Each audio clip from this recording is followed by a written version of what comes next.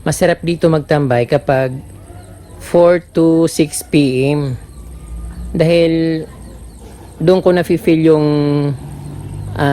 ginhawa. Parang bang ang sarap ng pakiramdam kapag yung napaligiran ka ng puting bato, tapos nandun ka sa gitna. Samantalang yung bato puting-puti, tapos tuyo siya. So ang sarap ng pakiramdam kapag yung naramdaman mo para kang nasa heaven.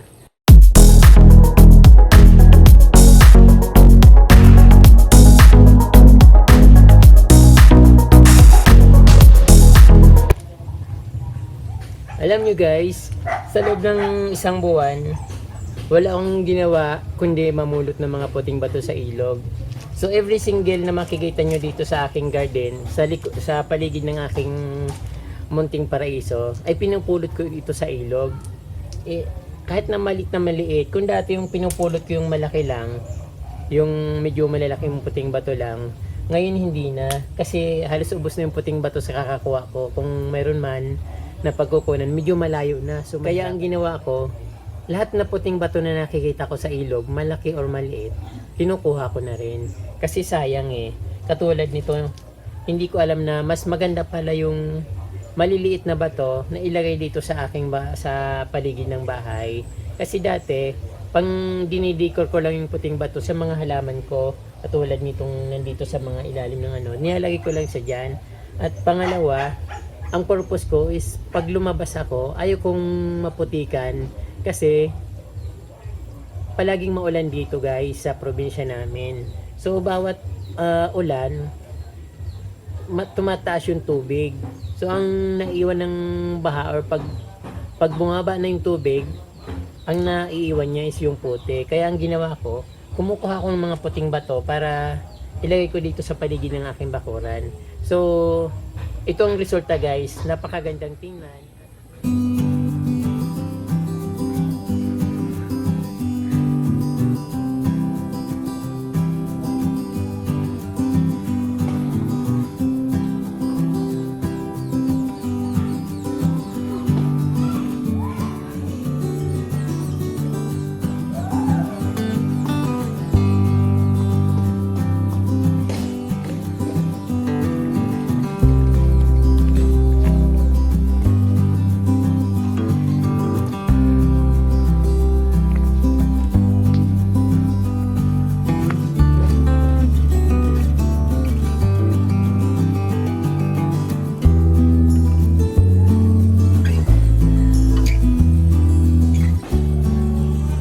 Pinaka the best time magtambay dito guys sa aking garden in the morning, 6 to 9 in the morning, kasi ang sarap tingnan ng mga halaman, buhay na buhay, makulay na makulay sila, yung mga kulay pula, yellow, orange, matingkad yung kulay nila kapag umaga at buhay na buhay talaga.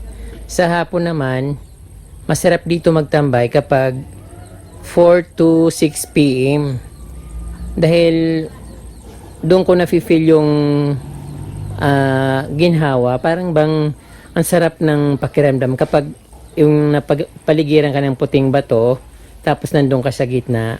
Samantalang yung bato puting-puti, tapos tuyo siya. So ang sarap ng pakiramdam kapag yung naramdaman mo para kang nasa heaven, parang ganon. So yung kaputian ng bato taas nasa gitna ka, ang sarap ng pakiramdam. Yung guys, yung nanonotice ko pag nandito ako sa aking garden.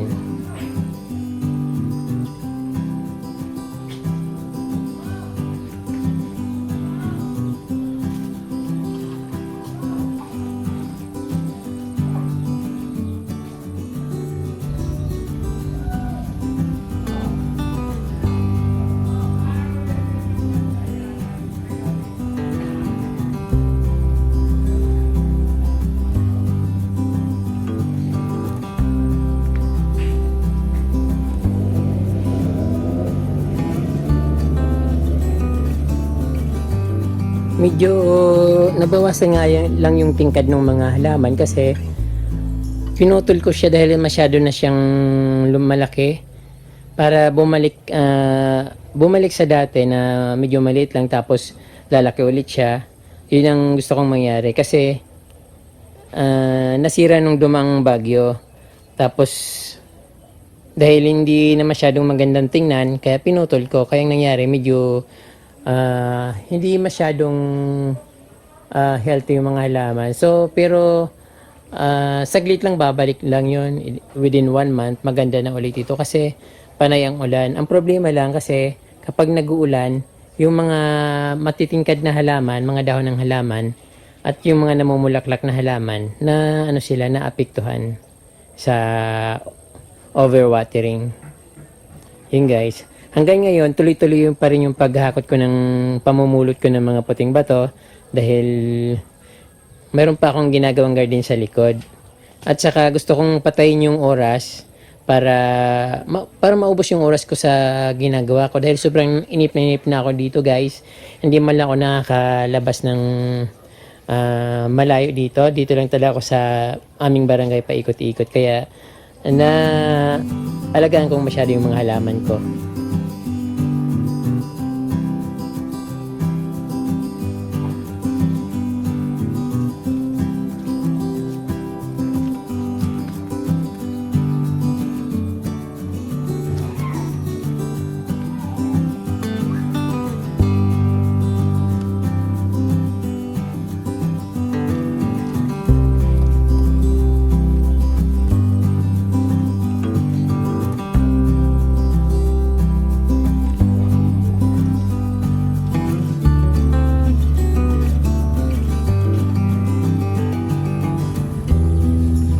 Ginawa ko tong garden dito sa likod simula nung dumating ako dito sa probinsya galing Maynila nung March 16.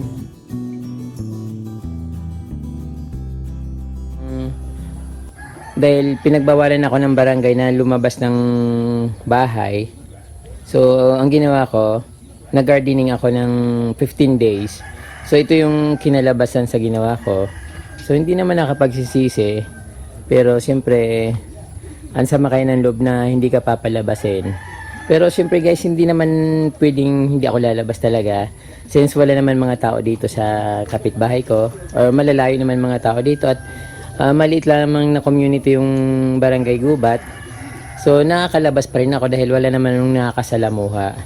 So ang nangyayari tuwing alas 5 ng umaga at mga bandang alas 5 ng hapon, nanguha ako ng puting bato sa ilog. Kaya ito yung ginawa ko for 15 days.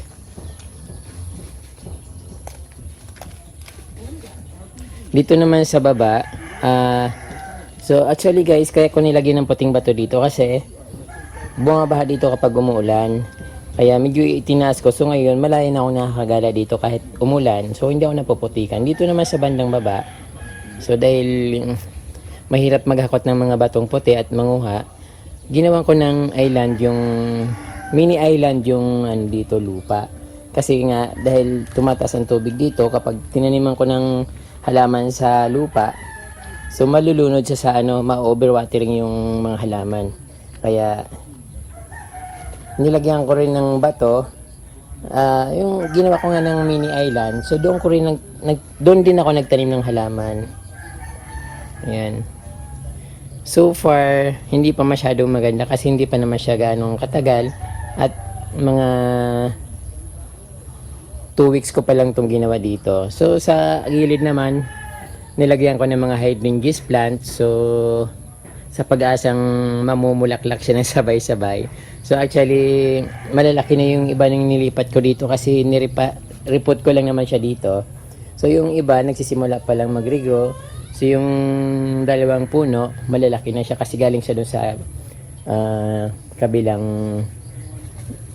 ng bahay ko. So yun guys, dito yung sa likod ng bahay ko. So far, ini-improve ko pa rin siyang hanggang ngayon. Kasi gusto kong maging maayos gusto ko siyang maging maayos lahat. Siyempre kung ano yung nakikita sa harap, gusto ko ganun din sa likod.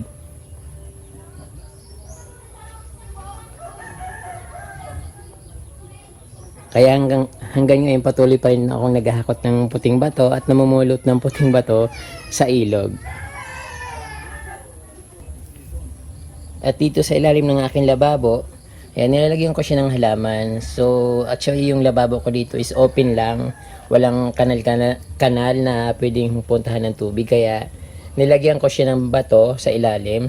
Para pag nagbuhos ako ng tubig, dirito sa ilalim ng lupa at hindi siya mag-create ng matinding putik. At hindi rin lalabas yung tubig dito sa ibabaw para mangamoy siya. So wala siyang amoy, guys. Napakaganda niya, parang wala lang. So magbubuhos man akong tubig kahit gaano karami. So ina-absorb lang ng lupa yung tubig na marumi na galing sa kawayan kong lababo. Ayun, guys. At dito sa tabi, yung bagong ano ko lang, bagong tanim. So hindi pa masyadong nag-grow at siyempre sa mga susunod na linggo or buwan, maasa akong maganda na rin siya.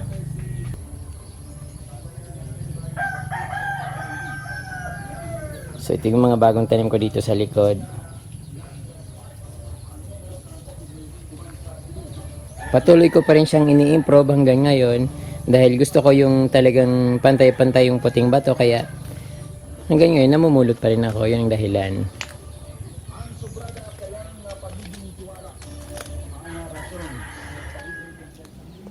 So yan, guys, ang bahay ko sa likod. Ang aking napaka-cute na bahay paraiso dito sa gubat.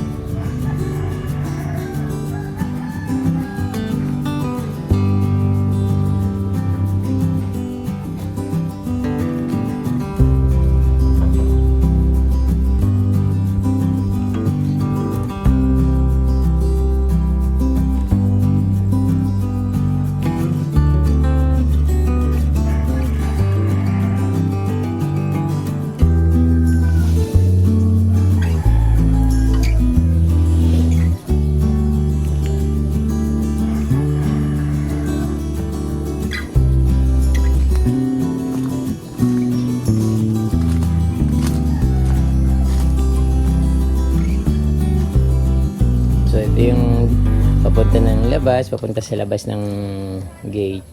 So yung actually, guys, yung gate ko dito, ginawa ko lang naman siya ng kawayan lang. Kasi hindi rin naman ako marunong gumawa niyan. So pinipilit lang ako ng nanay ko na lagyan ko ng gate para hindi pasok ng pasok yung mga tao. Kasi ginagawa nila tong daan. Kaya ayan.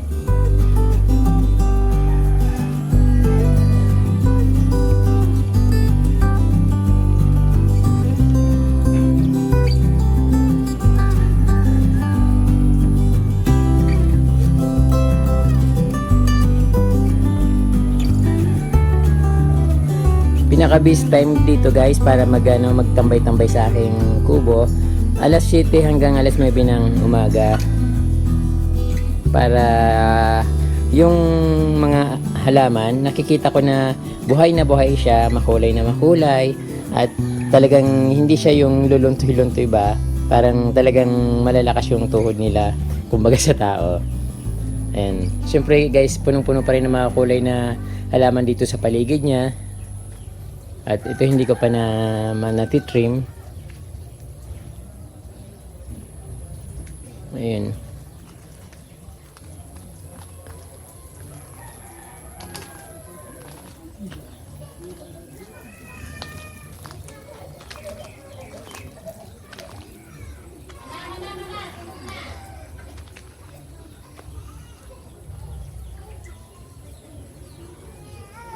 So yung mga bago kong halaman dito na pag-grow pa lang, palaki pa lang siya. So inaabangan ko yung paglaki nila. So update kayo guys kung anong mangyari sa kanila after a week or after a month.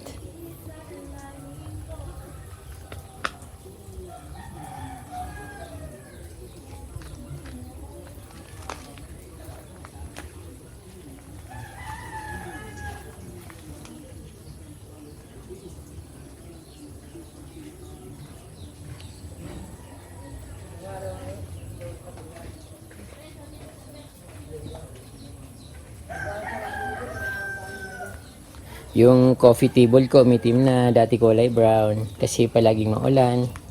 Ayan, sayang din, parang malapit na rin siyang mabulok kasi kahoy lang naman siya. So, dahil panay ang ulan, so, expected ko na ganun nga mangyayari.